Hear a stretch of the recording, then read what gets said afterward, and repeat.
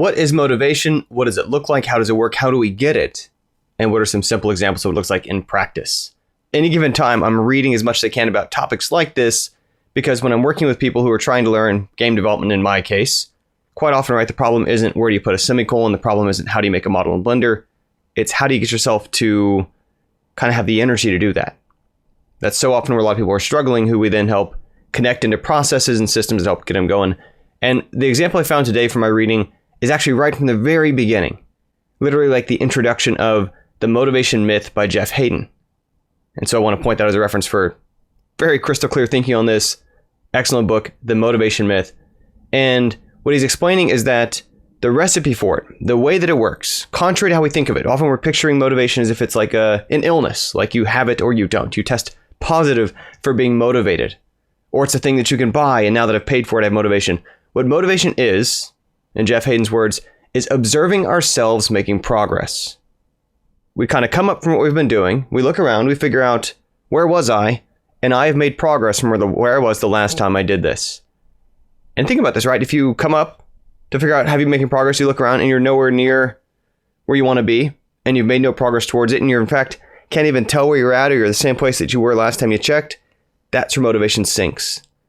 And the reason why this is so important is, like he points out, this is not something that's about huge or life-changing differences.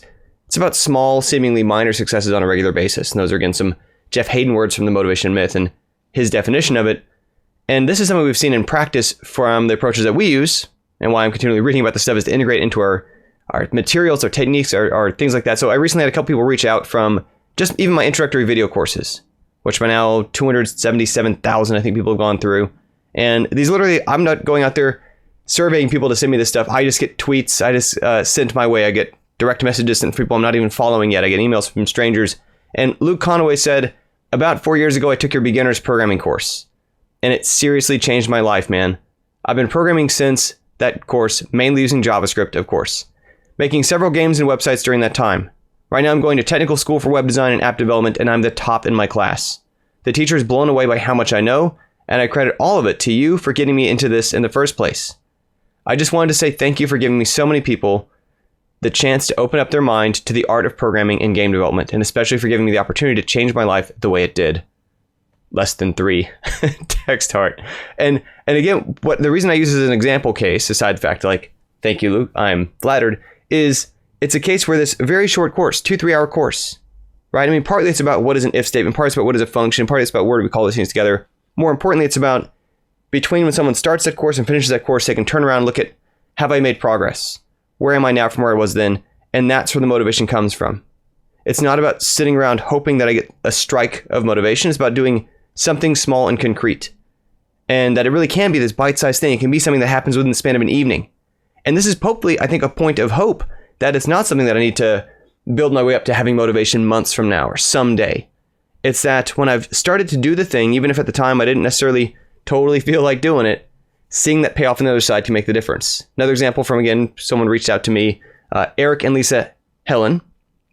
Apologize for mispronouncing the last name there. Helin. Thank you so much for your amazing teaching style. You have no idea how much I wish we'd had a course like this when I was in college. You'd put most of those professors' teaching ability to shame. There's a huge difference in someone who is knowledgeable and someone who understands how to pass that knowledge on to others. You're in the minority that can do both. I finished the intro course with my wife, and both of us have already been modifying things, adding bouncing text, using RGB values for colors. Next, learn how to change the mouse to button input and add power-ups to shrink and grow the paddles. We already bought your next course and are looking forward to learning more. Some perspective on your students. I graduated a college comp sci program back in 1999 with dreams of someday making games. It never happened. And I ended up more in the server ops IT side of things. With hindsight and time, I can totally see that the way we were taught was so by the book. We weren't encouraged to play or to have fun with our code, and none of our coding projects led to anything functional. They were always single use case items. My wife has absolutely zero coding experience and no technical computer background, yet she was able to follow along because of how you teach. She's getting it. With your courses, I feel re-inspired and already thinking ahead to my roadmap of where to go next. Sprite-based graphics, game music composing, I have some music background, eventually 3D modeling, then Unity. Once again, thank you so much for this. You'll never know how much it means to an older programmer who thought it was too late. And what I think, again, it kind of connects here to our motivation question, this Eric and Lisa story is, so here's a case of somebody who very much felt like he had given up on this thing. It was something he had aimed for. He didn't feel like it was coming together. And now literally his words, feels re-inspired because of, I cannot emphasize enough, a few-hour course. Something that he had not done, went through it, and on the other side of that now feels like this whole world of possibilities open up. And when some people say, well, that's easy for you, you've got motivation, or so, some people have different levels of motivation, recognize that all that it is that the actions that they've been taking have made it so when they check, am I making progress? Right? What was our wording here from Jeff Hayden? Observing ourselves making progress. Finding something that gives us enough traction. This is also part of why when we're teaching people throughout our entire arc, not just our introductory course, but the whole arc that became Home Team Game Dev's approach to doing things, it's often starting small. It's starting small enough so you can see that progress, because if what you're starting on is a 5-year journey for an epic, enormous first release, the payoff, the time it takes before you can look back and see, I did the thing, I'm making progress, is so enormous. And then finally connect this into, again, kind of our larger teaching arc and where that first course fits into things. Home Team Game Dev recently updated. So I think we've been in an organization now for 5 years. We were founded October 1st, 2015, back when we were LA Game Devs at the time, before we became fully online and remote. But every quarter since, I guess it would have been early 2018, we've been tracking who's involved at least 8 of the 13, 14 weeks in a quarter. Game changers, we call them. And we just updated that. We've had people who've been 11 quarter game changer, 10 quarter game changer, 5-10 quarter game changer, new game changers. And right at the top of our Home Team Game Dev collection, we highlight those because these are the people who are doing stuff consistently to be involved, just to do something, to make progress happen, so that when they look back behind themselves, they see the changes, they see the progress, they see that they're doing things. And as little as that can seem in the moment, those add up. And inevitably, that's where many of our project leads come from. That's where many of our people go on to do other things, those who choose to, with their careers related to game development. And this is part of why, as furthering this, the importance of the role and motivation of just doing something, of taking the steps that help us see ourselves making progress. We now have actually H. Trayford involved in a new role for member development. And what H is doing, you might recognize his name. He helped edit the book Over My Shoulder, How to Program Games. He helped edit the Self-Command audio course. He's been with us for a long time as a member. In fact, H himself is a 10-time game changer.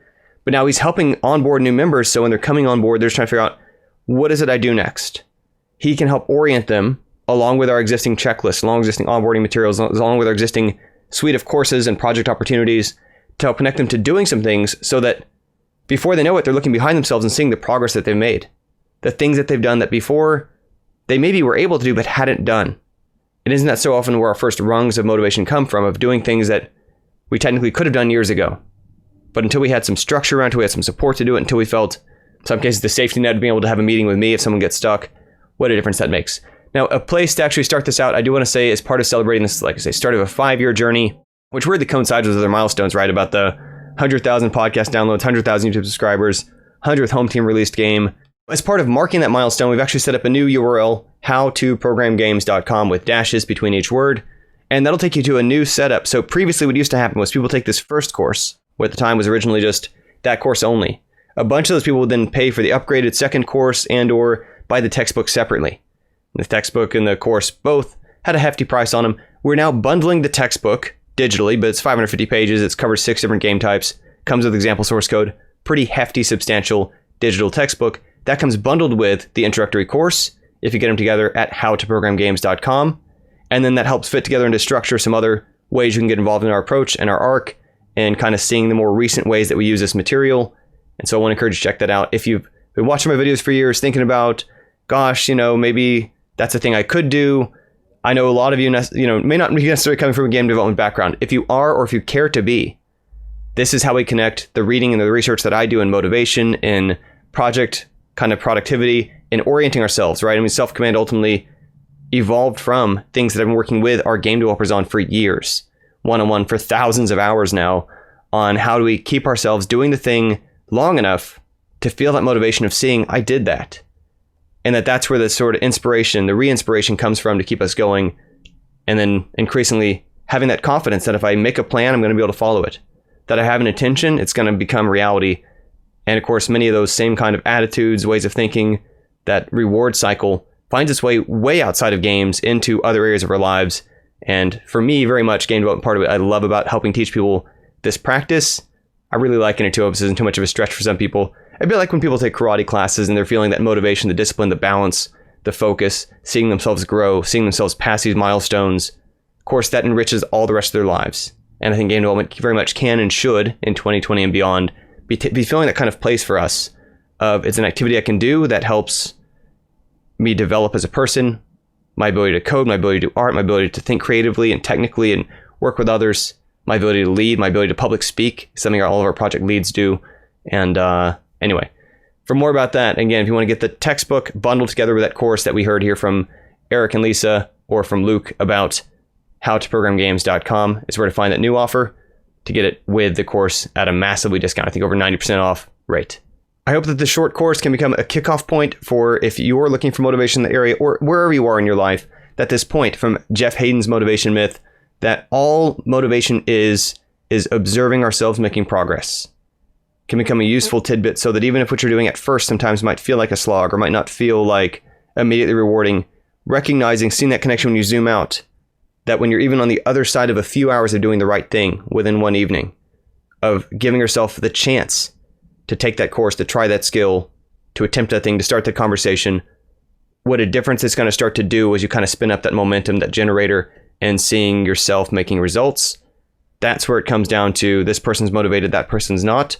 It's because at some point, maybe with a little bit of help or a push from their friends or a push from their parents or a push from a coach or a push from a bit of structure, they got themselves going in terms of just did the thing once to see themselves making progress and then just kept going in that direction. That's it for now. Thank you for following along. See you another day.